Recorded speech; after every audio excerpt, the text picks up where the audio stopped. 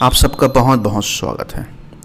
सामने वाला व्यक्ति क्या सोच रहा है, उसके मन में आपके प्रति क्या भाव चल रहे हैं, उसके बारे में सब चीज़ आप जान जाओगे इस मंत्र को या इस क्रिया को करके। देखिए, सबसे पहले चीज़ जो प्रारंभ होता है, जैसे कोई व्यक्ति आपके पास है, सामने में है, तो उसके अंदर एक नाद उत्पन्न होती है, तरंग उत्पन्न होती है, जिसे हम वाइब्रेशन कहते हैं।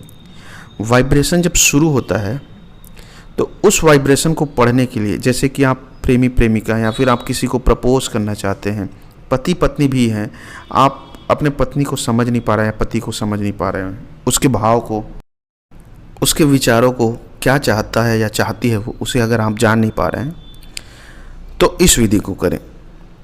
सबसे पहले इसका प्रोसेस होता क्या है ये समझिए। सामने वाले व्यक्ति के मन में, उसके अंदर में, भीतर में क्या तरंग चल रहा है, क्या ऊर्जा उत्पन्न हो रही है।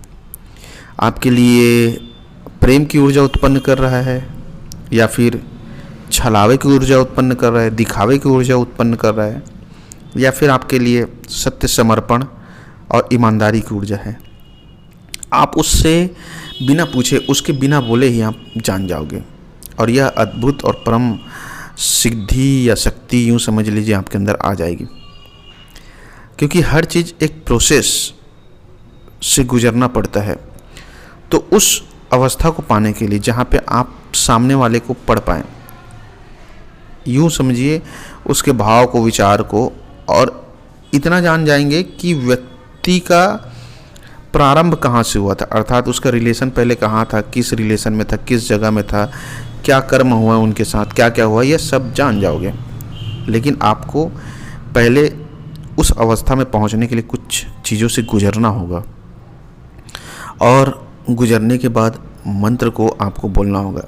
इससे क्या होगा, आपके जो दृष्टिपटल है, मनस चित्र है, जहाँ पे कल्पना विचार चलते हैं, वहाँ पे वह चीज़ें दिखना शुरू हो जाएंगे, जो व्यक्ति के बारे में, जो वह सोच रहा है, जो विचार रहा है, जो वह चाहता है, और जो उसके साथ हुआ है अतीत में, भविष्य में क्या होने वाला है, और कैसा वह व्यवहार करेगा, आपका साथ देगा कि नहीं देगा, आपके प्रति समर्पित है कि नहीं है, कि सिर्फ छलावा है, माया है, दिखावा है।